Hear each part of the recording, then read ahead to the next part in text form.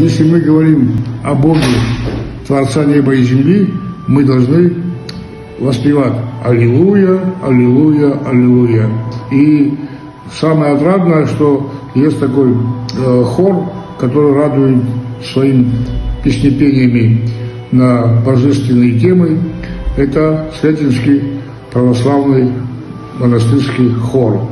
И их приезд в нашу страну Абхазскую это является подтверждением тому, что Абхазия древняя православная христианская страна, и мы с величайшей радостью их ждем, и народ наш православный будет с радостью их слушать, и все, что связано с какими-то прибылями с их визитом, и я как слышу и как вижу, что они собираются это все отдать в благотворительный фонд для строительства Мокринского храма.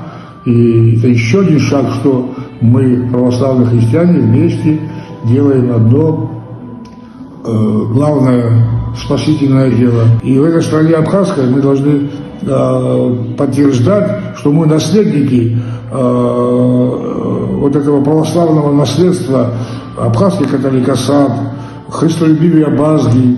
И вот сегодняшнее наше стремление восстановить былую православную жизнь в Абхазии, и это способствует приезд этого Сретенского хора, который мы с величайшей радостью будем их встречать.